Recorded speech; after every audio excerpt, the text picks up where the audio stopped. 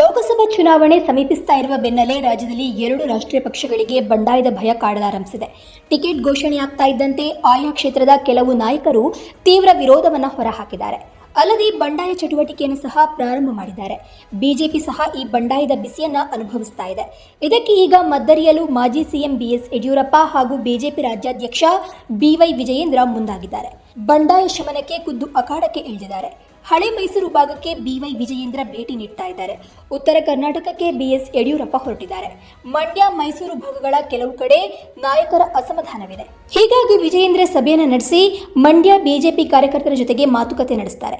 ಈ ಕ್ಷೇತ್ರವನ್ನು ಈಗ ಮೈತ್ರಿ ಧರ್ಮದ ಅನುಸಾರ ಜೆಡಿಎಸ್ಗೆ ಬಿಟ್ಟುಕೊಡಲಾಗಿದೆ. ಹೀಗಾಗಿ ಜೆಡಿಎಸ್ನಿಂದ ಯಾರೇ ಅಭ್ಯರ್ಥಿಯಾದರೂ ಮೈತ್ರಿ ಅಭ್ಯರ್ಥಿಗೆ ಬೆಂಬಲವನ್ನು ನೀಡಬೇಕು. ಎಂಥದ್ದೇ ಸಂದರ್ಭದಲ್ಲಿಯೂ ಪಕ್ಷದಿಂದ ನಿಮ್ಮ ಬೆನ್ನ ಹಿಂದೆ ನಿಲ್ತೇವೆ ಎಂಬ ಭರವಸೆಯನ್ನ ವಿಜಯೇಂದ್ರ ನೀಡಲಿದ್ದಾರೆ. ಇನ್ನು ದಾವಣಗೆರೆ, ಬೆಳಗಾವಿ ಬಿಎಸ್ವೈ ಭೇಟಿ ಕೊಡಲಿದ್ದಾರೆ. ಹೌದು, ಇನ್ನು ದಾವಣಗೆರೆಯಲ್ಲಿ ರೇಣುಕಾಚಾರ್ಯ ಮತ್ತು ಅವರ ತಂಡವನ್ನ ಬೇರೆಯವರಿಗೆ ಟಿಕೆಟ್ ಕೊಟ್ಟು ಅವರ ಕೋಪವನ್ನು ಕೆರಳಿಸಿದೆ. ಇನ್ನು ಟಿಕೆಟ್ ಘೋಷಣೆಗೆ ಮೊದಲಿನಿಂದಲೂ ವಿರೋಧ ಮಾಡಿಕೊಂಡು ಬಂದಿದ್ದಂತಹ ರೇಣುಕಾಚಾರ್ಯ ಅವರು ಟಿಕೆಟ್ ಘೋಷಣೆಯಾದ ಮೇಲೂ ಬೇರೆಯವರಿಗೆ ಟಿಕೆಟ್ ಕೊಡಿ ಅಂತ ಪಟ್ಟು ಹಿಡಿದುಕೊಳ್ತಿದ್ದಾರೆ.